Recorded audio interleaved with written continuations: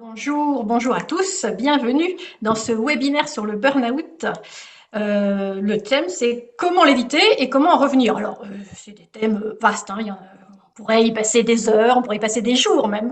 Donc aujourd'hui, on veut juste poser quelque chose, répondre aussi à vos questions, bien sûr, hein, si vous en avez, et puis on espère vous apporter quelques éléments. Je vais peut-être me présenter puis laisser mes camarades de jeu se présenter à leur tour rapidement avant d'attaquer le programme. Donc, je suis Florence Parot, je suis spécialiste du burn-out, sophrologue, coach, auteur de livres, de podcasts, voilà. Et j'ai fait moi-même un burn-out il y a une trentaine d'années, un peu plus de 30 ans maintenant. Et j'ai travaillé en entreprise voilà, pendant presque une quinzaine d'années avant de devenir sophrologue et coach. Frédéric, je te laisse te présenter. Donc, Frédéric, bienvenue à tous, bonjour. Moi, je suis Frédéric Thuillier. J'ai fait mon burn-out le 11 juin 2018, donc c'est ma date de renaissance. Et à partir de là, en fait, j'ai donné naissance à une nouvelle carrière professionnelle et j'ai créé l'association qui s'appelle En Thérapie sur la métropole lilloise. Et en parallèle, je me suis formée aussi en tant que formatrice de gestes de premier secours en santé mentale avec PCSM France. Super. Christophe? Bonjour Christophe. Alors moi mon burn-out il est de 2016 et quand je vois la date d'aujourd'hui, on est à 3 jours de mon 8e anniversaire en fait.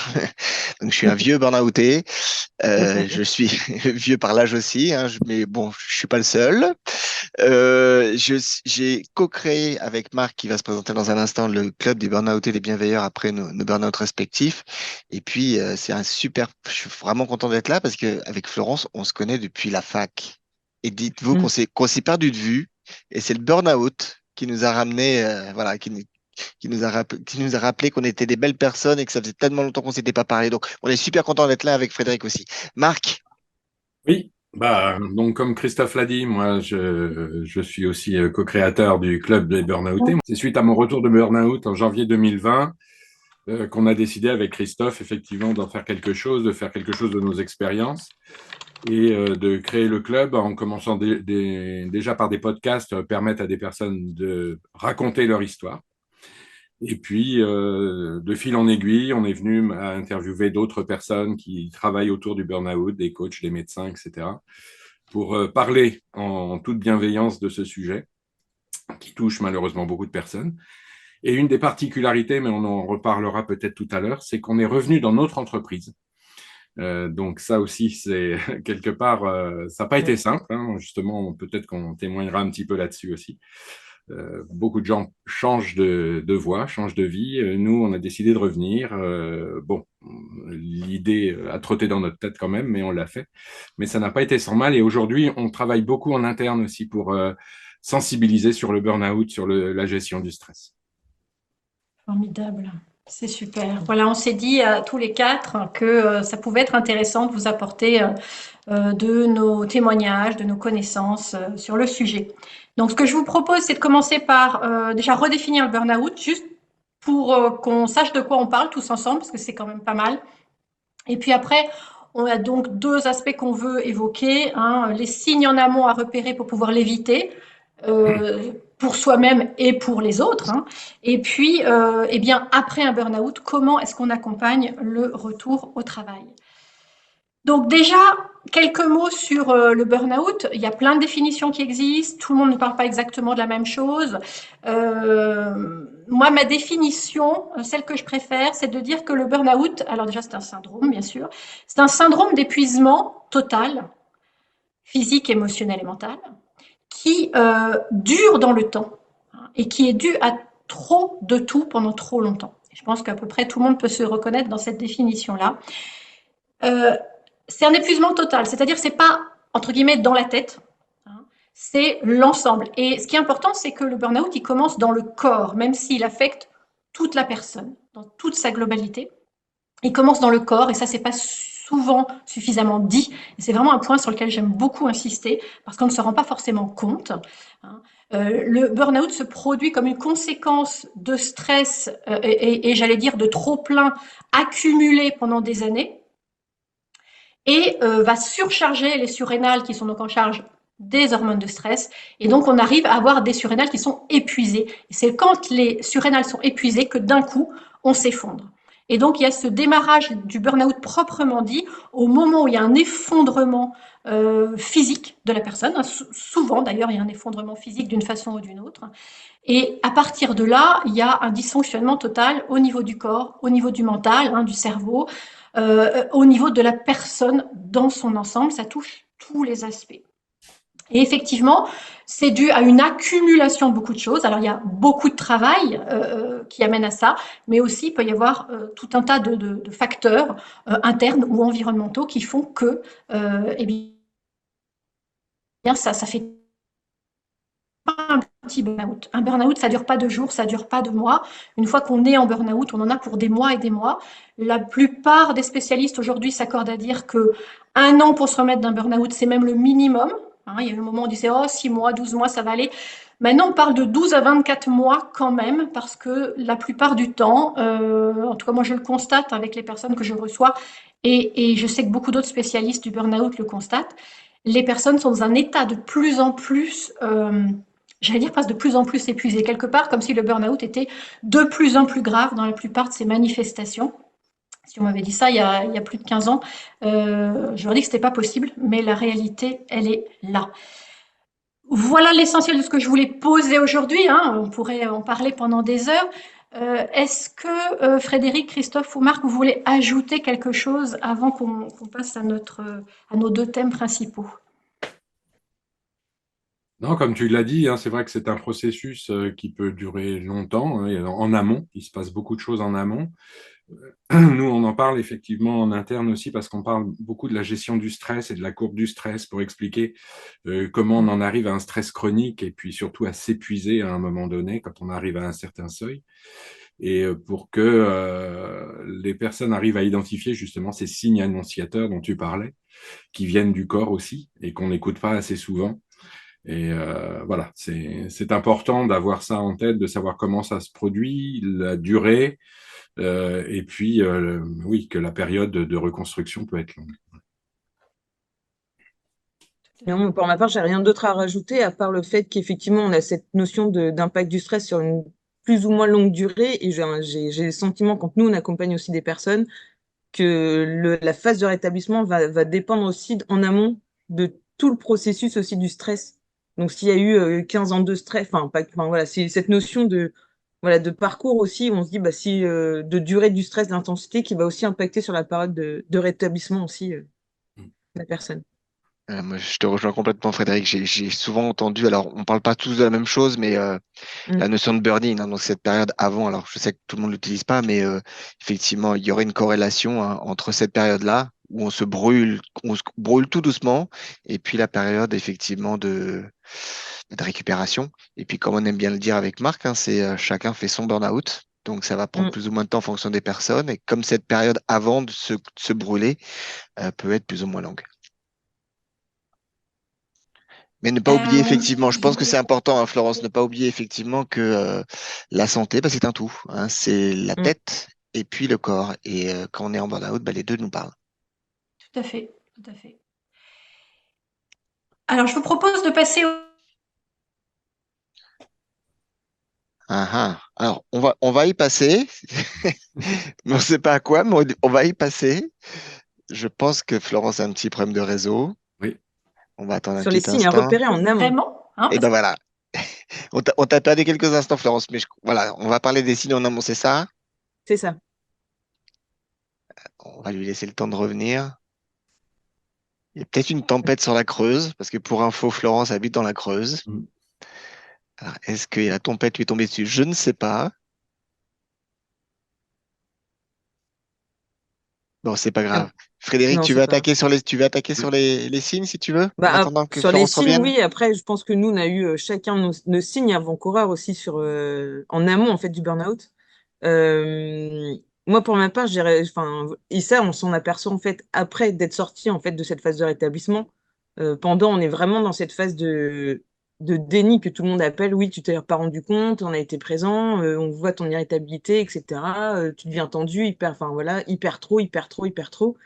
Mais on a cette phase de, on ne comprend pas et en fait, mécaniquement, en fait, il y a la rupture en fait physique parce qu'on s'acharne aussi sur ce type de processus. Et après, on appelle la phase d'effondrement, comme l'a expliqué Florence. Et sur les signes du coup à repérer en amont, il y a les signes du coup qui sont comportementaux, des signes cognitifs, des signes émotionnels et tout ce qui est signes physiques. Donc, par exemple, on va relever, moi pour ma part, en fait, sur les signes comportementaux. Donc, c'était le fameux aussi repli sur soi, finalement, aux absences de réunion, des choses comme ça. Il y a des petites choses, en fait, qui mettent en alerte sur, en fait, je me sens incapable, je me sens diminuée et j'ai plus ma capacité à 100% de concentration ou à faire des choses. Donc, il y a tous ces petits signes aussi qui commencent à émerger.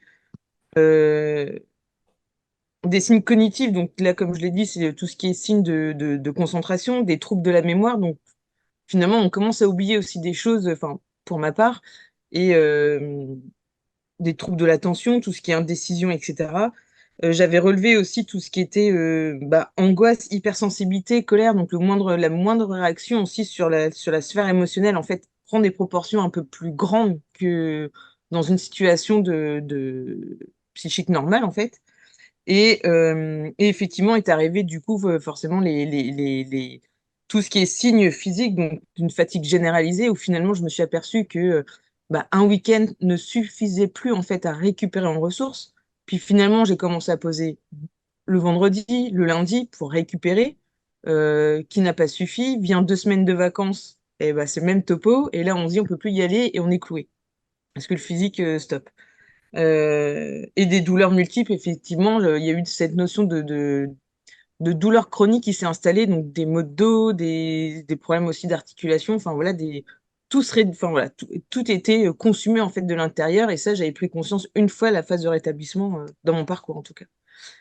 Et vous, je sais pas comment ça s'est mis en place et détecté du coup chez toi, Christophe Ouais, et écoute, Marc. à peu près comme toi, hein, moi, ça a été beaucoup les insomnies, effectivement, les douleurs, les douleurs au niveau de la nuque, ça, ça arrive souvent, au niveau des lombaires. Moi qui ai aussi des problèmes, c'est un peu spécifique, moi qui ai des problèmes de naissance au niveau de la sphère ORL, Mm. j'ai eu énormément de problèmes à cette époque-là, où ces problèmes-là se, se sont aggravés. Notamment, moi, j'ai un dérèglement de la trompe de stage, donc c'est ce qui lie, entre guillemets, le nez aux oreilles. Et j'avais une pression en permanence, un petit peu comme vous savez, quand vous prenez l'avion. Ben moi, Ah ouais. je l'avais 24 heures sur 24, mais sur des semaines. Et tous les Donc le traitements. chewing-gum ne suffisait plus. Le chewing-gum ne suffisait plus et c'était même assez pervers parce que vous savez, comme dans l'avion, vous bouchez votre nez, vous avalez et puis Ouais, en ouais. général ça marche. Moi, plus je faisais ça, plus en fait je recréais de la pression et donc c'était Mhm. un cycle sans fin. Et on a essayé tous les traitements possibles et inimaginables en passant par les antibiotiques, les aérosols, enfin tout ce qu'on connaissait, la cortisone, etc., etc., jusqu'au jour où mon ORL a dû appeler le professeur qui l'avait formé pour lui expliquer mon cas. Et puis pareil, il lui a dit, bah là, il faudrait faire ça, ça, ça, ça. Il dit, non, on a tout fait. On a tout fait. Et concrètement, c'est là où je me suis dit, bon, il y a peut-être autre chose que simplement mes oreilles finalement. Hein, il y a peut-être un autre problème. Et puis, l'ironie du sort, c'est que je suis tombé. Et bon, j'étais absent quelques mois et quand je suis revenu, bah, la première chose qu'on a fait, c'est me remettre en arrêt pour m'opérer d'un tympan parce qu'effectivement là, il fallait faire quelque chose. Et Mm.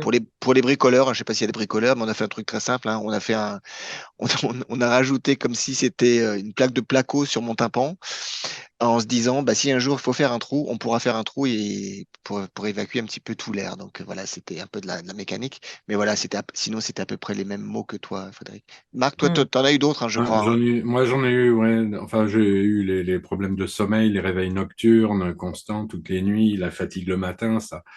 Par contre, j'ai eu beaucoup de problèmes au niveau de tout ce qui est système digestif. Ça, par contre, ça a été une véritable galère. Mm. Donc là, ça, une colopathie constante. Alors, ça avait déjà commencé avec le premier burn-out, et je l'ai toujours. C'est-à-dire que j'ai des crises mais régulières. Maintenant, ça va faire 20 ans que j'ai eu le premier et j'ai toujours des crises régulières dès que j'ai du stress. Donc ça revient et je vis avec. Et là, pour le deuxième, en fait, c'était constant. C'était constant, constant. J'avais des douleurs au ventre, des douleurs d'estomac, des mauvaises digestions. Enfin, vraiment, voilà, ça a été. Et puis, bien sûr, bon, des douleurs plus physiques et musculaires. Et ça me rappelle aussi un témoignage qu'on avait fait avec un médecin généraliste qui disait que ça faisait partie, la récurrence, en fait, des problèmes somatiques comme ça, d'un même patient qui revenait régulièrement pour des choses différentes, c'était une alerte. Mm. Voilà. C'était une alerte pour les médecins en disant, attention, lui, je l'ai déjà vu, il vient toutes les semaines à chaque fois pour quelque chose de différent. Et ça, voilà, ça déclenche en fait une alerte auprès des médecins en disant là, il y a peut-être autre chose que justement le physique, comme tu disais. Donc, oui, oui, c'est. Et c'est vrai qu'on relève plus de 132 symptômes aujourd'hui aussi sur l'impact du burn-out, donc ça commence aussi à être C'est pas conséquent. mal, hein. Ouais. Ouais. Je vois que Florence, du coup, ouais, revenu. Florence est revenue. Et il y en a un, je me permets juste, je te donne la main dans d'autres conférences. Il y en a un auquel on pense rarement. Moi, je l'ai reconnu après, en fait. Mm. Vous savez, c'est quand vous avez votre routine, vous faites du sport, etc., etc. Et puis tout d'un coup, vous Mm. faites plus. Oui, bah ça, Vous ouais, arrêtez, voilà. ouais. Et ça, c'est On perd les effectivement, passions, les hobbies, tout ça. exactement ça. C'est un truc On perd l'envie, en fait. pour tout le monde dans le call, même outre les douleurs, etc. C'est un truc à se rappeler. Florence, excuse-moi. Mais non, je suis désolée, mon ordinateur a fait son propre petit moment d'épuisement. Il a décidé qu'il n'avait pas envie de continuer, donc j'ai réussi à revenir. Alors du coup, je ne sais pas ce que vous avez évoqué comme signe, mais pour ce qui était de ma part, moi j'avais en fait énormément mal au ventre, en fait, des problèmes digestifs, énormément, mais évidemment je ne les ressentais pas aussi fortement qu'ils étaient en réalité. Et puis j'avais 23 ans à l'époque, hein, donc je me dis c'est rien, ça va passer, on prend un petit cachet, puis ça ira mieux après. Donc effectivement, moi c'était principalement au niveau digestif, et j'ai fait deux petits malaises en fait qui ne m'ont pas alerté parce que j'étais à ce moment-là en Espagne, il faisait super chaud, j'avais beaucoup bossé. Par 35 à l'ombre, donc ça me paraissait normal de faire un malaise. Bon, en fait, c'était pas tout à fait normal. Alors, ce qui est amusant, juste pour l'anecdote, c'est qu'un de ces malaises m'a conduit quand même à l'hôpital à Madrid. Et j'ai découvert des années après, quand j'ai fait de la sophro, donc pour sortir du burn-out, puis que je suis devenue sophrologue, j'ai découvert que c'était en fait l'endroit où le fondateur de la sophro avait créé la sophro. C'est quand même assez hallucinant, et c'est mon burn-out qui m'a amené à ça. Donc c'était un truc, voilà, un truc assez impressionnant. Alors effectivement, il y a plein de signes, je pense que vous les avez évoqués. Juste, je voulais rebondir sur ce que tu disais, Christophe, par rapport aux signes d'arrêter effectivement ce qu'on aime faire, ses hobbies, ses loisirs, voire le sport. Il peut arriver, et je le vois chez des personnes qui, elles, n'ont pas arrêté un sport, par exemple, que d'un seul coup, elles passent en mode, j'allais dire, compète. C'est-à-dire, c'est quelqu'un qui, par Mm. exemple, allait courir tranquillement 1 ou 2 fois par semaine, faire un petit jogging tranquille, et qui, d'un coup, se dit, je vais préparer le marathon de Paris. Ouais. Ou grimper la Napurna, enfin, vous pouvez choisir. J'ai aussi le trek dans le désert, j'ai vu les 3 options. Et voilà, c'est en fait comme si d'un coup on voulait passer en mode beaucoup plus rapide encore, en faire encore plus. Et ça peut être aussi un signe, alors qui est évidemment pas présent chez tout le monde, et heureusement, mais qui peut inquiéter, c'est que d'un coup on en fait encore plus. Et de préférence dans quelque chose de physique ou de sportif, avec ça peut être probablement cette impression ou cette envie inconsciente de retrouver finalement le bienfait que peut avoir l'exercice physique quand on est en début de pré-burnout, quand on est en stress qui reste encore, j'allais dire, entre guillemets, normal. Là, à ce moment-là, ça fait du bien, ça fait baisser le taux d'adrénaline, etc. À ce stade-là, au contraire, ça va finir d'épuiser plus rapidement. Et je voudrais juste évoquer un dernier signe, parce que je ne sais pas si vous en avez parlé, mais c'est les réveils précoces. C'est effectivement le fait de se réveiller beaucoup plus tôt les Ouais. matins, très souvent, avec l'esprit qui est dans tous les sens, qui fait tout, tout, tout, tout, tout. Et là, ça, si c'est souvent, ça doit inquiéter Mm. aussi, effectivement. Merci pour celui-là, Florence, parce que Ouais. j'avais pas pensé, puis en Je ce l'avais moment, aussi. ça m'arrive souvent. Donc, il faut que Marc, tu vas me surveiller. Oui, Et Marc, tu nous fais un petit rapport. ouais, un rapport. Il va Ouais. falloir l'aérer. Oui, on s'en rend pas forcément compte parce qu'on se dit, ah bah c'est super, de toute façon, je suis réveillée, j'ai plein de trucs à faire. Donc, on a même tendance à se lever puis à aller faire ce qu'on a à faire. ça va si c'est une fois de temps en temps, mais si ça revient trop souvent, c'est signe que effectivement le taux du cortisol remonte, donc il Ouais. démarre très très vite le matin, beaucoup trop vite. Attention, il y a une dérégulation possible au niveau des surrénales, donc c'est à surveiller et à voilà, apaiser le terrain pour pouvoir retrouver un sommeil plus réparateur et suffisant surtout. Ça, c'est super important. Oui. On en a parlé évidemment. Bon, les insomnies, hein, moi, je sais que j'avais énormément d'insomnie à cette époque-là. Hein, et puis, 3 heures du matin, hein, le coup classique, réveil jusqu'à 4 heures, 4h30. Et puis, évidemment, le lendemain, vous êtes, pour la journée, c'est foutu. Et puis, ça s'enchaîne. Hein, donc, après, ça s'accumule, la fatigue s'accumule. Et moi, je sais que c'est à la fin d'une énième crise d'insomnie que j'ai effectivement pété un câble. Forcément, parce que l'insomnie, enfin tout problème de sommeil va venir accélérer finalement l'épuisement. Hein. C'est logique, on ne récupère plus. Et même avant de ressentir ça, ce qu'on peut remarquer si on étudie le sommeil, c'est qu'en fait, le sommeil n'est déjà plus totalement réparateur, même quand on le sent pas encore, parce qu'on va continuer à produire des hormones du stress pendant la nuit, ce qui n'est pas étudié pour. Hein. Et donc forcément, il y a toute une partie de la récupération, notamment de tout ce qui est la régénération profonde et de la réparation des cellules, qui n'a pas lieu. Donc c'est quand même très très embêtant. Hein. Je dirais globalement, juste pour finir sur cette partie, c'est que il y a des signes physiques, il y a des signes cognitifs, il y a des signes émotionnels. Il n'y a pas forcément le tout, mais il y en a au moins une sorte.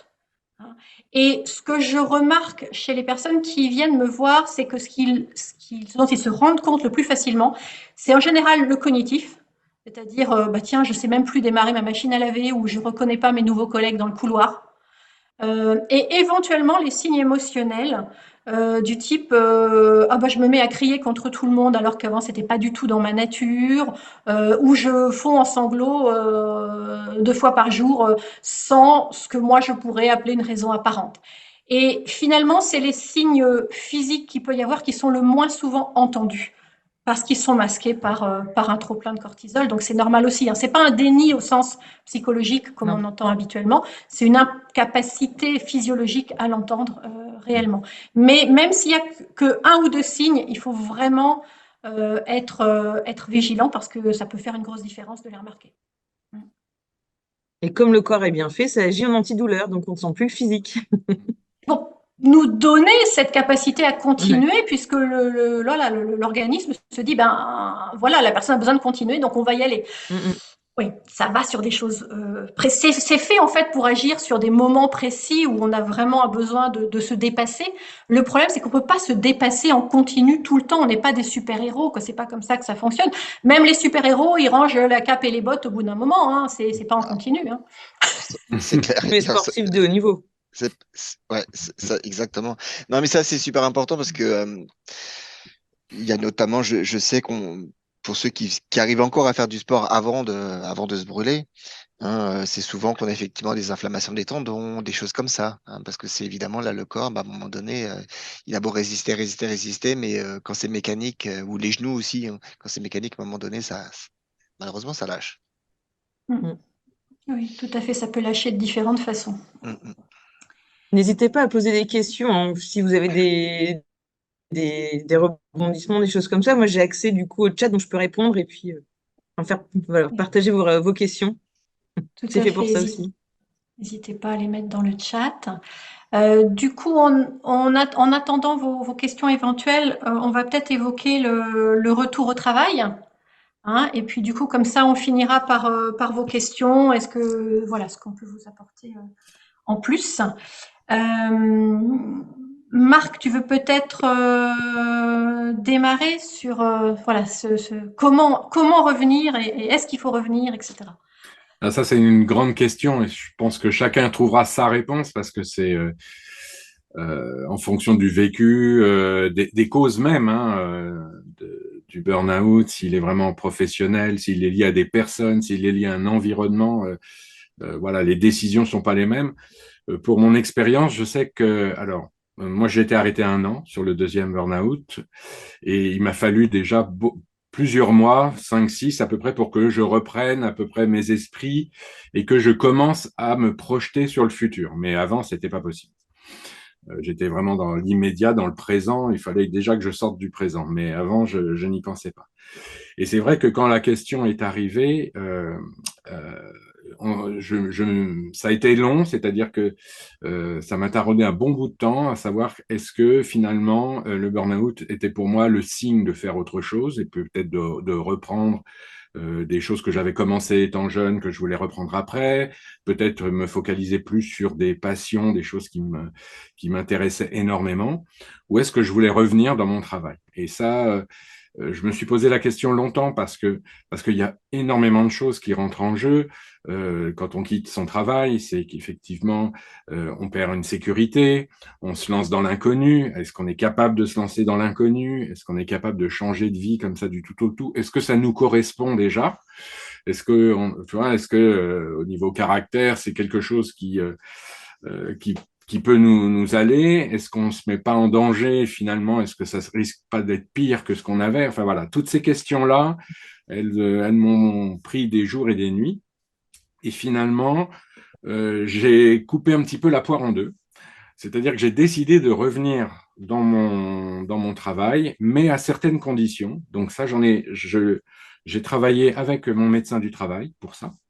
J'en ai aussi pas mal discuté. J'ai fait réellement une liste des choses que je voulais refaire et celles surtout que je ne voulais pas refaire. Donc revenir dans mon travail, oui, mais avec une adaptation. Il fallait adapter. Alors pas forcément mon poste, etc., mais il y a des choses qui m'avaient rendu malade, je voulais absolument les supprimer. Et c'était une condition indispensable pour que je reprenne. En parallèle, j'ai utilisé tous mes congés payés, qui n'ont pas été pris pendant mon arrêt maladie, pour faire une formation de sophrologue, en me disant, je vais faire ça en parallèle, comme ça, on ne sait jamais. Si jamais je ne peux pas reprendre mon travail, ou si le travail tel que je vais le reprendre ne me satisfait pas, ou si je sens que à nouveau ça ne va pas, j'aurai au moins cette formation-là en plus qui me passionne et qui me permettra de partir et de faire autre chose. Je suis revenu donc au travail en janvier 2020. J'ai tout de suite été cash et transparent avec mon management. J'ai raconté ce qui m'était arrivé, puisqu'en fait, ils ne savaient pas trop ce qui m'était arrivé, puisqu'il y a le secret médical. Donc, j'en ai parlé. On a eu une grande discussion. Moi, j'ai la particularité d'avoir deux managers, un qui est hollandais, l'autre qui est française. Donc, on s'est réunis, on en a discuté. Il a fallu que j'explique en anglais, ce qui était un petit peu compliqué, ce que j'avais ressenti, mais bon, on y est finalement arrivé. Et j'ai eu la chance d'avoir des managers bienveillants qui ont dit on comprend tout à fait ce que tu as vécu, on comprend effectivement que ces choses-là t'aient mise dans une situation compliquée au niveau du stress, et on va faire en sorte que ça ne se reproduise pas. Donc, on va adapter effectivement la charge de travail pour la faire revenir progressivement. On va éviter effectivement les injonctions contradictoires, les choses qui n'ont aucun sens pour moi, et faire en sorte que on prenne en compte toutes ces peurs de stress ou toutes ces causes de stress avant même qu'elles arrivent pour que tu sois protégé. Et donc, ça m'a permis, moi, de reprendre. Ça m'a permis de reprendre progressivement parce que mon travail, c'est ma passion aussi. Donc, ça m'a permis de reprendre progressivement, petit à petit, tout en continuant ma formation de sophrologue, toujours au cas où. Et puis voilà, ça a repris.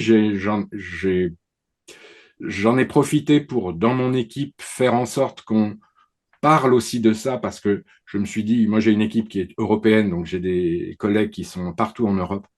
Et le problème n'est pas que français, hein, il est partout en Europe. Et ça, c'est important.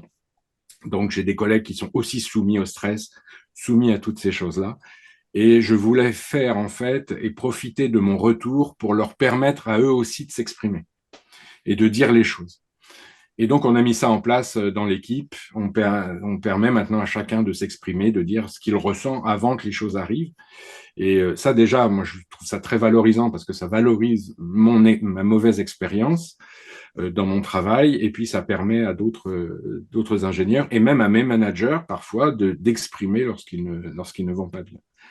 Donc là, je dirais, on est dans dans une tendance très positive. C'est-à-dire qu'on a fait vraiment d'une mauvaise expérience qu'est le burn-out et de mon arrêt qui a duré 1 an, quelque chose de positif. On a adapté des processus, on a mis en place des choses dans l'équipe et maintenant tout le monde en profite. Ce qui me permet aujourd'hui de m'épanouir et de recommencer à m'épanouir dans mon travail. Mais parce que à la base, j'ai eu des managers très bienveillants qui ont su écouter. Et ça, je sais que c'est pas toujours le cas. Voilà, donc c'est un long processus, hein. C'est des choses qui se prévoient en amont. Moi, j'avais commencé à prévoir tout ça 4-5 mois avant mon retour. Donc, quand j'ai commencé à reprendre mes esprits, j'ai fait la liste.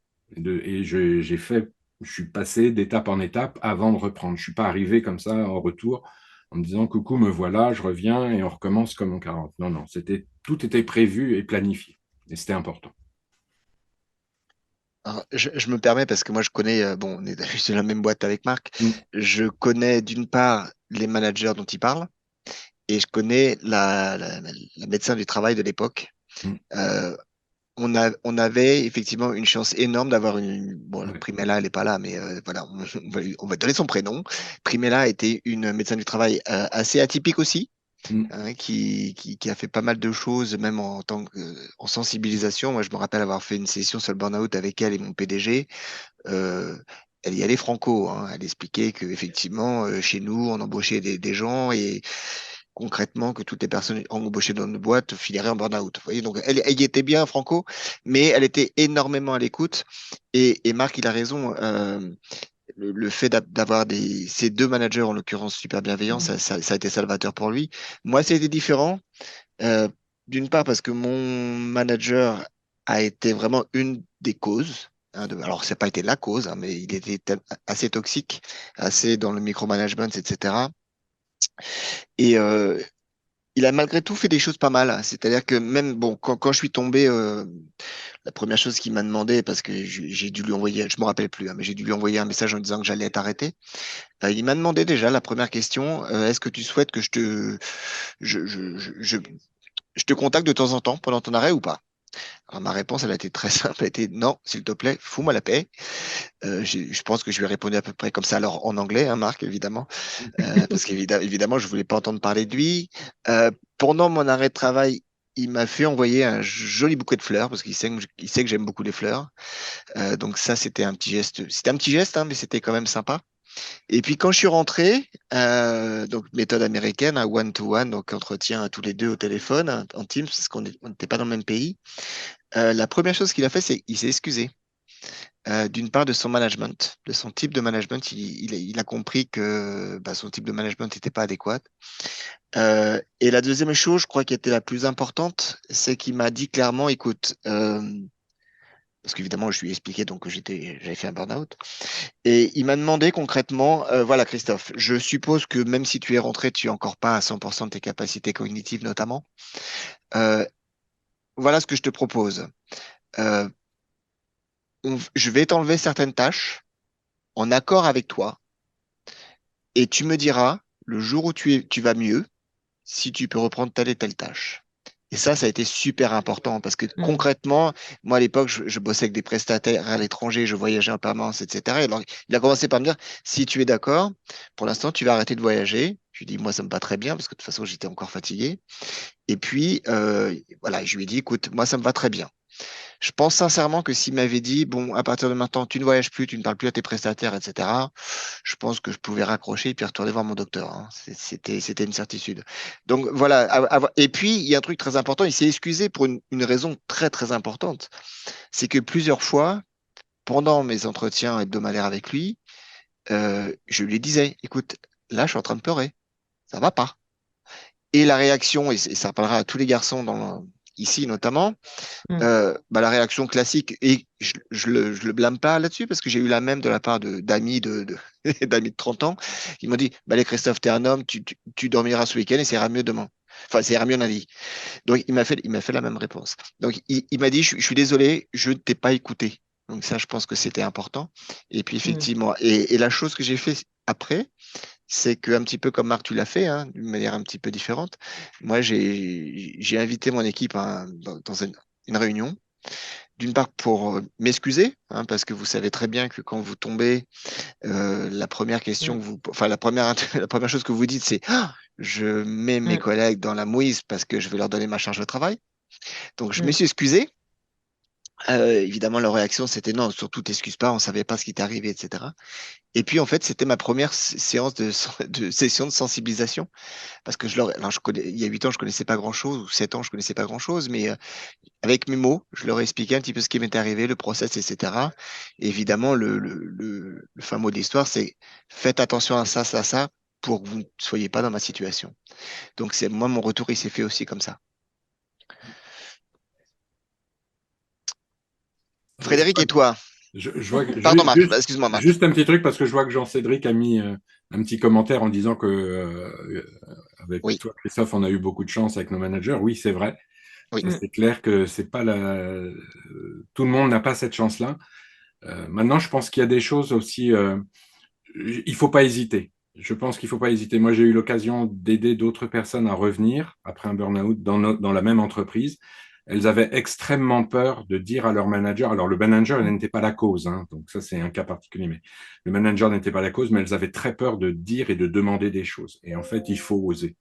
Il faut oser parce que c'est la condition pour revenir. Si on n'a pas ce que l'on souhaite à notre tour, ça sert à rien de rester parce qu'on va retomber à nouveau.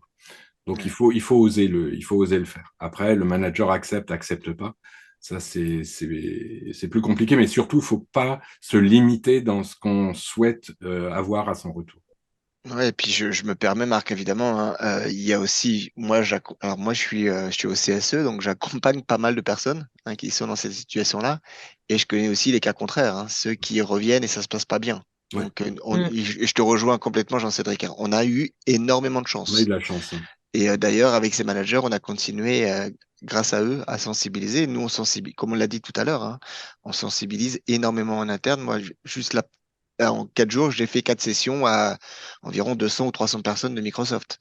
On continue parce que ces managers-là, et puis même les suivants, ont une intelligence de nous laisser faire. Et nos RH sont courants d'ailleurs. Hein. C'est assez rigolo parce qu'on fait leur boulot, mais c'est autre chose. Eric, quel témoignage Mon parcours, du coup, moi, je n'ai pas réintégré en fait mon entreprise après 2 ans et demi d'arrêt parce que moi, je me suis retrouvée du coup aussi. J'ai vu une question tout à l'heure qui était comment êtes-vous allé consulter? En fait, moi, j'ai pas eu le choix parce que je me suis retrouvée paralysée. Donc, typiquement, en fait, j'ai pas eu le choix que d'aller chez mon médecin traitant pour m'arrêter une semaine et mon état a continué à se dégrader. Donc ça a pris du temps en plus. Enfin, l'effondrement, c'est pas juste une journée. En fait, c'est une fois qu'on lâche. Moi, j'ai fait 6 mois où j'ai arraché mon arrêt de travail pour retourner au boulot parce que plus j'étais à la maison et plus c'était compliqué et plus mon état de santé se dégradait. Donc c'était aussi très compliqué de mon côté. Donc effectivement, en fait, comment allez-vous, enfin comment êtes-vous allé consulter? Enfin voilà, malheureusement, j'ai pas eu le choix, mais si effectivement, alors avec des si, on peut refaire le monde, mais et c'est d'où aussi cette envie de faire un webinaire, c'est aussi d'alerter sur les premiers signes et symptômes pour éviter de se prendre le mur parce que enfin, c'est vraiment une période très compliquée. Entourage pour les aidants parce qu'ils deviennent aidants aussi, à gérer tout le quotidien parce que nous, on se retrouve emprisonnés dans un truc déjà en fait qui est pas visible en fait. Donc les gens ne comprennent pas, c'est pas un handicap physique, c'est psychique, donc c'est invisible. Et c'est encore plus compliqué en plus à faire comprendre aux personnes que c'est une réelle souffrance. Et même quand on la partage, les gens enfin, ne la prennent pas forcément en tant que telle parce que c'est aussi douloureux pour eux, parce que finalement, ça leur renvoie aussi à leur propre peur de se dire un jour, ça peut m'arriver. Donc c'est aussi très, enfin voilà, c'est donc oui, donc à quel moment le diagnostic est tombé, bah enfin voilà, c'est cette question-là. Et moi dans mon parcours, donc non, moi j'ai fait le choix en fait de pas retourner en fait dans ma structure pour X raisons parce que j'avais en fait, mon expérience de vie dans des milieux d'entreprise, etc. Moi, j'ai un parcours aussi assez atypique dans le milieu de l'entreprise. J'ai toujours été sauveteur secouriste au travail. Il y a eu un suicide aussi d'un collaborateur très proche, etc. Et en fait, finalement, je me suis aperçue que dans cette phase thérapeutique aussi, à me dire finalement qui je suis, quelles sont mes limites, etc. J'ai vu qu'il y avait aussi cette envie de dire, bah, peut-être qu'on peut faire les choses différemment en interne. C'est très compliqué de faire bouger les choses, d'embarquer aussi sur le sujet de la santé mentale parce que, bah, par manque de formation, de sensibilisation aussi. Donc, du coup, je me suis dit, bah, ces parcours-là qui ont été extrêmement douloureux, en fait, j'en fais une force, un peu comme ce que Marc, Christophe et Florence aussi mettent en place aujourd'hui. Mais c'est d'accompagner aussi toute cette forme aussi de rupture du parcours de soins, parce que moi, finalement, ce que j'ai créé, finalement, ça a été issu de mon parcours et à l'issue d'enquête aussi, c'est que je me suis aperçue que 2 personnes sur 3 n'étaient pas accompagnées de manière pluridisciplinaire dans son parcours et qu'il y avait une méconnaissance du burn-out et de toutes les équipes pluridisciplinaires qu'on pourrait mettre en place aussi pour s'accompagner. Donc c'est vrai qu'il y a certaines professions, encore une fois, c'est compliqué aussi parce qu'il n'y a pas un modèle d'accompagnement spécifique, puisque un burn-out égale une personne. Donc l'accompagnement, en fait, c'est de la dentelle. Donc du coup, enfin voilà, donc moi je me suis plutôt dirigée vers cette envie après accompagnée après par différentes institutions, mais c'est vrai qu'il y a eu du coaching, il y a eu l'APEC aussi qui m'a aidé parce que j'étais cadre, donc c'est vrai qu'on a travaillé aussi sur finalement qui j'étais moi avec mes valeurs personnelles, mes valeurs professionnelles et comment les mettre à dispo aussi dans des systèmes d'entreprise, enfin voilà, comment trouver aussi ma juste place. Donc voilà, moi mon métier finalement, j'ai aimé tout ce que j'ai fait, mes collègues, je les ai aimés peu, enfin voilà, mais c'est vrai que ça manque cette relation-là, mais finalement tout ça, ça fait partie des forces que j'ai aujourd'hui sur ce parcours. Mais c'est vrai que ouais, notre envie, c'est vraiment de partager aussi, de faire ces zones de vigilance. Et à l'issue de ça, c'est aussi une éducation thérapeutique qu'il faut mettre en place, des routines où c'est notre propre hygiène de vie pour éviter la rechute, parce qu'on dit souvent, ah bah tu resteras fragile toute ta vie. Moi, c'est ce qu'on m'a dit, hein. Alors oui, mais c'est comme une personne qui traverse une maladie, en fait. Peu importe sa maladie, il y aura forcément un impact. Et l'importance aussi, c'est de se donner aussi ce temps de respiration euh, entre épisode de stress ou de forte intensité de travail. Mais en fait, il faut se l'obliger à soi-même parce que personne ne va se le donner. Enfin, personne ne va vous octroyer ce temps aussi. Et je pense que c'est important aussi, c'est qu'on devienne acteur de notre santé mentale sans attendre que finalement des drames arrivent. Donc voilà. Merci. Mais je me permets de rebondir parce que c'est pour compléter la question. Euh, alors, tous les quatre, je crois que de toute façon, on les a pas vus venir, donc on était dans le déni, on est tombé. Par contre, comme on connaît les signaux faibles, je sais. Alors, Marc, toi, ça a été comme. Tu en as fait deux, mais à très très longue échéance, et tu n'avais pas analysé le premier, hein. Moi, je sais que parce que je connais les signaux faibles et l'ironie du sort, parce que je sensibilisé énormément en entreprise, j'en ai évité d'autres. Je me rappelle notamment il y a 2, 3 ans, hein, je t'avais appelé Marc en disant tiens, je viens de faire une session et puis je suis resté bloqué sur notre diapo, la slide avec tous les signaux faibles parce que je coche ça, ça, ça, ça, ça. Donc, ça m'a permis de les identifier, d'en parler avec Marc et puis du coup, je suis de nouveau allé voir mon médecin, on en a parlé, etc. Mm, mm. Donc ça, c'est super important. D'où l'importance effectivement parce que le déni est super fort hein, dans le burn-out, donc de bien les connaître. Ça, c'est super important. Je voulais juste rebondir sur une question que pose Philippe justement sur le retour à l'emploi et la vulnérabilité au retour. Il y a une chose très importante dont on n'a pas particulièrement parlé, c'est que le retour à l'emploi se fait quand on est prêt. Et ça, Mm. c'est extrêmement important parce qu'on voit énormément de personnes qui reprennent le travail Absolument. trop tôt, vraiment trop tôt. Elles ne sont pas prêtes à le faire. Et là, le risque de rechute, effectivement, on est en Mm. forte vulnérabilité. Et si déjà on n'a peut-être pas le recul suffisant pour reprendre ce que je disais tout à l'heure, c'est-à-dire Mm. savoir ce que l'on veut et ce que l'on ne veut pas, et donc on repart dans les mêmes conditions qu'avant, et là le risque de rechute est énorme. Donc une chose vraiment très importante hein, que l'on dit très souvent parce que malheureusement trop de gens ne le font pas, l'arrêt Mm. maladie, et Frédéric, tu en as parlé, c'est du temps aussi pour nous. C'est vraiment un temps de repos nécessaire. Alors, il y a la culpabilité au départ, on passe par énormément de phases pendant l'arrêt maladie, mais ce qui est important, c'est d'être prêt dans sa tête, dans son corps pour reprendre le travail. Et ne surtout pas reprendre le travail parce qu'on culpabilise de ne pas y être. Ou parce qu'on se dit, là, j'ai été absent trop longtemps, maintenant, il faut que j'y retourne. Non, on y retourne quand on est prêt parce que sinon, on est trop vulnérable et effectivement, le risque de rechute est important. Donc ça, c'est un point, c'est quelque chose qu'on dit très, très, très souvent. Et malheureusement, on voit beaucoup de gens qui, après 1 mois, 2 mois, reprennent et ne sont pas prêts. Je trouve qu'il y a le deuil aussi de soi à faire, de son ancienne version pour accueillir la nouvelle version avec sa Ouais. propre carte d'identité. Et ça, c'est vraiment des choses à co-construire avec un professionnel adapté aussi pour dire, bah, finalement, oui, moi, aujourd'hui, comme pour préparer mon retour à l'emploi, voilà mes limites et je ne dérogerai plus. Voilà. C'est vraiment, je regarde les questions. Je vais peut-être Florence. juste Vas-y, apporter Florence, Oui, ouais. un vas-y, Florence. témoignage rapidement et puis on va répondre aux questions. Moi, dans mon cas, donc j'avais 23 ans, j'étais étudiante en DESS d'interprète de conférence, ce qui m'a un peu grillé le cerveau, pour faire rapide, dans une ambiance pas toujours bienveillante de la part voilà, des enseignants. Et donc en fait, moi, il n'y avait pas de question d'arrêt de travail, mais effectivement, je suis allée voir le médecin, puisque, enfin, j'ai même fini à l'hôpital, en fait, hein, pendant quelques semaines. Et du coup, je n'ai pas pu reprendre, je n'ai pas pu continuer, et j'ai même dû donc changer de voie, hein, puisque je n'ai pas pu passer, enfin plus exactement, j'ai passé le concours que je devais passer, et je l'ai raté puisque j'étais à même pas 2 mois après mon effondrement, donc autant dire que je ne sais même pas comment j'ai fait pour brancher 2 neurones et arriver à passer l'examen. Mais ça a amené pour moi effectivement une remise en question complète de ce que je voulais faire, hein, et de qui j'étais, de comment j'avais envie de travailler.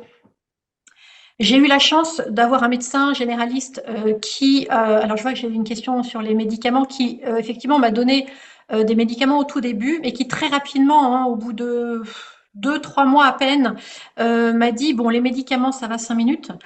C'est bien au début parce que vous êtes dans des douleurs pas possibles, parce que c'est insupportable, mais c'est uniquement pour pouvoir vous aider au début. Il faut trouver une autre solution, et c'est là qu'elle m'a orientée vers la sophrologie, ce qui a été effectivement le début de mon amélioration. Plus tard, j'ai aussi travaillé avec une naturopathe, etc. J'ai pu en fait travailler, hein, Frédéric parlait d'accompagnement pluridisciplinaire. Il est indispensable non seulement de se reposer suffisamment, mais d'être accompagné selon les besoins à différents niveaux, hein. On a dit que c'était au niveau corporel, mental, émotionnel, donc il faut forcément être accompagné à tous les niveaux. C'est indispensable. Ce que je constate souvent chez mes clients, c'est que la partie corporelle est oubliée, hein, donc on a épuisé son corps, il y a un moment, il faut faire quelque chose pour le remettre en route. Je suis tout à fait d'accord avec Marc. En général, les personnes retournent beaucoup trop tôt travailler. Il est vraiment important, en général, de ne pas retourner, idéalement avant 1 an, mais en tout cas jamais avant 6 mois, jamais, jamais, jamais. Je ne sais plus lequel d'entre nous tout à l'heure a évoqué le fait que la possibilité de se projeter dans l'avenir. Les 6 premiers mois après un effondrement en burn-out, on perd la capacité de se projeter dans l'avenir. C'est un fait. Donc il est absolument impossible de retourner travailler. Je ne vous parle même pas des capacités cognitives qui sont quasi inexistantes, et de la force physique qui n'est même pas là. Donc c'est pas possible. Par contre, retourner au travail quand on est prêt, c'est pas forcément retourner n'importe où et n'importe comment. C'est effectivement retourner peut-être au même endroit. Moi, je constate qu'il y a moins de la moitié des personnes qui viennent me voir qui retournent au même endroit. D'autres vont continuer dans le même métier, mais dans une autre entreprise. Et d'autres encore vont changer complètement de vie. C'est un choix personnel, et ça dépend bien évidemment du contexte, hein. Si on a le malheur de travailler dans un contexte toxique, l'idée c'est pas de retourner dans un contexte toxique. Mais si on a la chance d'aimer son métier, ça peut être le faire autrement ou ailleurs. Ça peut être, si on a la chance d'avoir des managers auxquels on peut parler, effectivement le faire de belle façon, et idéalement de façon aménagée, avec effectivement un dialogue avec la médecine du travail, un dialogue avec ses cadres, un dialogue et un retour flexible et en temps partiel, progressif, hein. Je trouve que Christophe, ton exemple de reprendre petit à petit, en commençant par les tâches que tu voulais absolument garder, et après petit à petit reconstruire ça ensemble, ça doit être une reconstruction personnelle, mais aussi une reconstruction dans le cadre de travail dans lequel on retourne, ou dans qu'on se crée, ou dans lequel on arrive. Et même si c'est très difficile, et c'est important de se faire accompagner pour travailler là-dessus, de pouvoir en parler aux personnes avec qui on va travailler ou avec qui on retourne travailler, c'est indispensable. Et c'est d'autant plus important que ça permet à d'autres de ne pas revivre ensuite la même chose, hein. Ça, je pense que c'est vraiment très important. Et cette vigilance accrue, effectivement, par rapport à soi-même, pour pas que ça se reproduise, pour reprendre un rythme de vie, une façon finalement de travailler et de vivre différente, ça se travaille et c'est indispensable. Tout à fait. On regarde peut-être les questions auxquelles on n'a pas répondu. Alors, oui, dans les signes, il y a la perte de poids ou le gain de poids. Oui, dans les signes à repérer, il peut y avoir, c'est pas tout le monde, il peut y avoir perte de poids ou gain de poids selon le métabolisme des uns et des autres. Ça peut donner l'un ou l'autre, effectivement. Je rebondis juste là-dessus parce que ma nutritionniste me dit qu'elle a de plus en plus de personnes justement qui ont des dérèglements alimentaires liés au stress. Donc ça, c'est aussi un signe, effectivement. Tout dérèglement alimentaire, qu'on mange peu ou qu'on mange trop, est peut-être un signe annonciateur. Et la thyroïde aussi. effectivement, on en voit. Oui, la thyroïde aussi. Oui, le dérèglement peut être métabolique dans le sens où on ne voit pas forcément sur la quantité d'aliments d'ailleurs, mais sur la façon dont c'est géré par l'organisme. Et j'en profite juste pour glisser une info importante. Les femmes en périménopause, donc en général quarantaine, cinquantaine, sont à très fort risque de burn-out, beaucoup plus qu'à d'autres âges ou que les hommes, parce que effectivement, on va dire le changement hormonal qui se produit va venir donner plus de travail aux surrénales. Alors si elles sont déjà surchargées, et rien que ça peut produire par exemple une prise de poids, mais ça peut aussi mettre à plus fort risque de burn-out. Donc c'est important de le savoir. Qu'est-ce que vous préconisez pour un consultant qui a un poste très prenant et intensif, mais n'a plus de pause dans son travail? Signes de fatigue, démotivation, lourdeur, parfois un brouillard mental. Comment agir pour prévenir? Prendre des micro-pauses, ça peut être le premier geste à faire, j'allais dire. Des pauses d'1 minute, plusieurs fois dans la journée. Ça n'a l'air de rien, mais ça peut changer beaucoup de choses. Et les pauses, il faut se les créer, c'est impératif. Je disais tout à l'heure qu'on, même les super-héros, ils posent la cape et les bottes, hein, et que on disait que même les sportifs, au contraire, même dans les sportifs ont des moments de récupération dans leur emploi du temps, c'est obligatoire, hein, sinon c'est pas possible. Il faut il faut reprendre le contrôle sur sa gestion du temps. Et même si au départ, ça commence par juste des pauses d'1 minute, se reposer d'une façon ou d'une autre, c'est la seule vraie arme contre le burn-out. On pourrait en parler plus longtemps, mais au moins, voilà, juste. Je dirais d'autant plus si on est en télétravail. Le télétravail accentue ce phénomène-là, où on ne prend plus les pauses, où on mange devant son écran, où on reste dans son bureau et on n'arrive plus à faire les coupures parce qu'on est tout à la maison. Alors, ça dépend des personnes. Ouais. Ma constatation, c'est que ça dépend des personnes. Il y en a pour qui c'est le contraire, parce qu'ils vont faire une pause, justement, ils vont profiter pour sortir, aller prendre l'air, etc. Ce qu'ils ne feraient pas au bureau parce qu'elles regardent l'autre. Donc, ça dépend aussi des personnalités et des environnements de travail. Mais oui, attention, vigilance dans les deux cas. Ça, il y a un risque, ouais. Voilà, quel que soit le mode de travail, il faut avoir des pauses. Et si on a du mal à les prendre, on peut mettre un petit truc qui sonne sur son téléphone ou quoi que ce soit, dire stop. Exactement. Ouais. Vous l'avez probablement entendu, hein, la sédentarité, la nouvelle cigarette, un truc comme ça, je crois que c'est ça qu'on dit. Hein. Donc effectivement, non, je n'ai pas eu celle-là. C'est un vrai mal. Donc il faut absolument, de toute façon, même, je te rejoins, hein, Florence, ne serait-ce que se lever, hein, toutes les 20-30 minutes de sa chaise, même pour nous qui sommes avec Marc souvent au téléphone toute la journée, ne serait-ce que se lever. Alors pour le dos, il va vous dire merci, hein, c'est une certitude, pour les intestins et tout, et même pour le cœur, donc faites-le. Une discipline, en fait. Il faut vraiment avoir une discipline, et se garder ses pauses et le temps de repas et ce genre de choses. Et se poser son cadre par rapport à ses besoins. Par exemple, moi, il est impératif que je mange 4 fois par jour, c'est comme ça, je suis construite comme ça. Bon. Ah ouais. Et ouais, c'est comme ça, j'ai un foie déficient, donc il faut le nourrir régulièrement. Bon, c'est comme ça, il faut le savoir. Et je l'ai découvert à l'occasion de mon burn-out d'ailleurs. Mais du coup, par exemple en entreprise, moi je disais, tout le monde était en train de bosser. J'ai bossé dans des environnements très intensifs. Et je disais, stop, là, il faut que je mange. Parce que si je ne mange pas, je tombe. Alors on fait quoi? On passe l'après-midi à l'hôpital ou je prends une demi-heure pour aller manger? La réponse, elle était vite faite. Hein. Donc, effectivement, au début, ils avaient du mal à entendre, mais ils s'y sont faits et puis on a fait autant de travail, même mieux. Bien sûr, bien sûr, bien sûr. Il y avait l'histoire de se faire accompagner d'un coach pour revenir au travail, tout à fait. Le coaching de retour au travail, c'est une excellente idée. Il faut avoir fait le reste du travail avant. C'est-à-dire qu'un coach ou un bilan de compétences, etc., ça se fait pas au bout de 3 mois de burn-out. ça se fait pas avant 6, 9 ou 12 mois de burn-out si on a fait le travail qu'il fallait avant au niveau du corps, au niveau psy, etc. Et qu'on est donc en capacité, parce que tous les coachs le diront, ils ont souvent en face d'eux des personnes en burn-out qui n'ont pas encore retrouvé suffisamment de capacité cognitive et qui peuvent pas faire ce travail-là. Hein, donc un coach, c'est important, ça fait partie de l'équipe pluridisciplinaire à avoir autour de soi, mais pas à n'importe quel moment.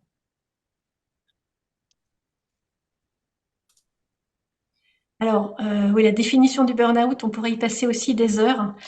En France, on dit beaucoup burn-out, c'est un effondrement professionnel. Bon, on n'a pas ce problème-là avec le mot en anglais. Personnellement, je préfère travailler avec le concept de burn-out tel qu'il se passe dans la réalité du corps humain. Pour moi, l'important, c'est pas tant la structure. Par exemple, je fais un burn-out, moi, en étant étudiante, hein, mais plutôt ce qui se passe en nous, parce que c'est nous qu'on va devoir reconstruire de toute façon. Hein. Donc, j'en dirai pas plus là, mais effectivement, c'est un sujet sur lequel on peut débattre longtemps. Je dirais que la seule chose qui est réellement importante, c'est de le prévenir et de s'en sortir. Le reste, voilà, en tant que Christophe et moi, en tant qu'ex-linguiste, on vous dira, c'est des mots, quoi. Moi, je te rejoins parce que on l'a souvent cette question. Moi, je dis bon, écoutez, la sémantique, je m'en fous. On n'était pas bien. Voilà, le tout, c'est qu'aujourd'hui, on soit mieux. Et voilà. Je comprends que ça puisse interroger les gens, par contre. Hein. Oui, mais parce qu'il y a tout et son contraire qui est dit, et je pense que c'est surtout faire preuve de bienveillance, d'écoute et d'attention à soi-même et aux autres. Hein, ça revient à ça au final. Oui, effectivement, un épisode récent du podcast. J'en ai enregistré un tout à l'heure qui paraîtra fin juin en français et mi-juin en anglais sur notamment les signes au niveau du sommeil et l'importance des pauses. Et puis je me permets, j'ai écouté celui avec Guillaume, notre ami Guillaume Delors, Marc. Essayez de le trouver, hein, c'est sur effectivement tout le côté financier et juridique. Il est super intéressant parce que c'est vrai qu'on n'y pense pas forcément. Hein. Enfin, moi, je me rappelle, premier réflexe que j'avais quand je suis tombé chez le médecin, et je lui dis, ouais, je quitte ma boîte. Il me dit, bon, déjà, tu vas te reposer, hein, ta priorité, c'est toi. Et puis, comme tu l'as dit, hein, Florence, de toute façon, il y a un moment donné, c'est pas le moment de prendre ce genre de décisions. Mais à un moment donné, quand même, dans votre construction hein, et dans votre chemin de résilience, il faudra penser que tout ce qui est financier, parce qu'effectivement, si vous n'avez plus de financier, à un moment donné, ça va coincer. Et puis, ultérieurement, le juridique. Mais Guillaume l'a bien dit, ça, c'était le message super important. Avant tout ça, hein, il faut penser à reconstruire votre santé, parce que ça, c'est le primordial. Tout à fait, tout à fait. Je vois qu'il est l'heure, donc comme je l'ai dit, on pourrait en parler encore pendant des heures. Peut-être juste un petit mot de la fin de chacun d'entre nous. Je vous rappelle que donc, j'espère que l'enregistrement finalement s'est bien passé malgré mon souci informatique, mais je pense que oui. Donc, si tout va bien, il sera sur la chaîne YouTube de la bulle de repos donc dans quelques jours. Juste vous dire que voilà, tous nous à notre niveau, on peut vous aider, répondre à vos questions. À la bulle de repos, on fait des suivis de personnes en burn-out, soit sur place en Creuse, soit à distance. Des séjours, hein, on a un séjour Sophro-Thalasso qui arrive là au mois de novembre, qui peut être très voilà, très idéal pour retrouver l'énergie, ressourçant. Et puis, j'organise aussi régulièrement des formations d'une demi-journée sur mieux comprendre le burn-out, que ce soit pour les entreprises ou pour des thérapeutes et des soignants. Donc, n'hésitez pas si vous avez besoin de tout ça. Frédéric, ton mot de la fin. Un immense merci pour la présence aussi, tous ces partages, ces interrogations. Je vois qu'il y avait encore d'autres questions, donc encore une fois, n'hésitez pas et je pense que ça va aussi continuer à infuser au fil de la soirée. Donc n'hésitez pas à nous poser la question donc, sur la bulle de repos, sur En Thérapie, sur le club des burn-out et bienveilleurs aussi. Il y a tellement de choses à expliquer et le parcours est aussi important aussi à bien voir aussi comment on met en place aussi son parcours d'accompagnement et les points clés du coup à mettre en place. Donc n'hésitez pas à nous retrouver sur nos supports de com, sur Link, sur Internet, enfin sur les sites internet, etc. Absolument. Et moi, je me permets parce que je vois Jean-Cédric et Michael qu'on connaît très bien. Enfin, moi que je connais très bien, surtout Jean-Cédric aussi, Michael aussi. N'hésitez pas, messieurs, à mettre le lien vers votre bouquin. Hein, ces deux personnes ont fait des livres alors qui n'ont rien à voir, hein, puisque Mm. Jean-Cédric, c'était plutôt un témoignage de son propre burn-out et de sa reconstruction, qui est passionnant, je vous le conseille. Il est pas très gros, donc il est super à lire. Et Michael, il a fait une BD qui est juste extraordinaire sur le concept, tu nous la montres, Michael, qui est génial parce que concrètement, c'est une page, un message avec une faute, avec un dessin. Et ce qui est génial, c'est que c'est ce qu'on se disait quand on a enregistré le podcast Ouais. ensemble, c'est que en général, quand on n'est pas bien au niveau de la tête, c'est compliqué de lire des bouquins, vous Mm. voyez, sur la psychologie, etc. Alors oui, il y a des super bouquins, hein, mais c'est super compliqué. Alors que vous prenez leur BD, et ben, au niveau cognitif, vous pouvez le lire et c'est facile. Et puis il y a un troisième bouquin, donc bon, il est pas avec nous, mais c'est notre ami Adrien Chignard, Marc, qui est psychologue, qui a fait Mm. un bouquin que je vous conseille. Hein. Sinon, on peut le voir. Voilà, tu nous le Voilà. montres là. C'est la goutte d'eau qui a fait déborder le vase. Alors ça, c'est un petit conte pour les enfants. Euh, on- Moi, je me rappelle quand je suis tombé, mes enfants étaient jeunes, et aller expliquer à un gamin ce que c'est que le burn-out. Et ben, dans ce petit conte, Mm. il est pas gros, hein, il y a une dizaine de pages. Franchement, je vous le conseille, c'est une petite pépite aussi. Et c'est une première mondiale, c'est la première fois qu'il y a un conte là-dessus, Mm. donc qui va bientôt être adapté en anglais. Vous voyez, je vous fais Yes! Florence, tu Ah, vois, j'imagine. hein, donc, non, non, franchement, c'est trois lectures. Alors, il y en a plein d'autres, Ah, hein, mais moi, c'est les trois lectures récentes voilà, que j'ai adoré, donc je vous les conseille. Et puis, si vous n'avez pas lu alors, je me rappelle plus comment il s'appelle, le livre de Kika, alors c'est K-I-K, je me rappelle plus le nom, mais c'était un super bouquin aussi. Mais il y en a plein. Il y en a plein et ils ont tous leur côté passionnant. Et puis le dernier petit message pour moi, c'est avant de penser aux autres, hein, avant de prendre soin des autres, bah, pensez à prendre soin de vous, c'est une priorité. Marc? Oui, bah, je crois qu'on a déjà dit beaucoup de choses. Alors effectivement, il reste encore du travail, il y a encore du chemin. Je reprenais un petit peu ce qui avait été dit dans un des commentaires. Il y a encore beaucoup d'a priori, beaucoup d'idées reçues sur le burn-out, sur la vulnérabilité, sur l'hypersensibilité, ce genre de choses. C'est clair. Ce que l'on peut voir et le côté positif de ce que l'on peut voir aujourd'hui, c'est qu'on en parle de plus en plus, que les gens se sont appropriés le sujet, que beaucoup de personnes témoignent, et on en fait partie, donc ça c'est important, et n'hésite plus à en parler. Et donc ça ouvre la voie en fait à un sujet qui devient de plus en plus présent, comme la santé mentale en général. Hein, donc, et ça, je peux vous renvoyer aussi sur la pétition qui est en cours Ah oui. actuellement sur la santé mentale, hein, grande cause nationale 2025. Avec Christophe, on a eu la chance mm. d'aller à l'Assemblée nationale la semaine dernière, ou il y a 2 semaines, 2 semaines, ouais. il y a 2 semaines, ouais. Sur ce sujet. Donc, la santé mentale devient vraiment un sujet important dans toute sa globalité, pas seulement le burn-out. Le burn-out en fait partie, mais c'est vraiment global. Et les choses commencent à bouger un petit peu, mais clairement, il y a encore du travail. Et nous, petits colibris, ben, on va apporter notre petite goutte d'eau, voilà, chacun de notre côté. Et puis, au bout d'un moment, on y arrivera, quoi. On arrivera à éteindre l'incendie. Mais il y a encore du travail et ben, il faut continuer. Quel poète. Mm. Tout à T'as vu fait. ça comme c'est beau, hein? Merci beaucoup. Merci Frédéric, Christophe, Marc de votre présence. Merci à tous qui étaient là en direct avec nous. Et puis, ben voilà, on reste à votre disposition et on espère que vous allez prendre bien soin de vous. À bientôt. À Au bientôt. revoir. Merci Merci à à Au tout le tous. revoir. monde. Au Au revoir. revoir.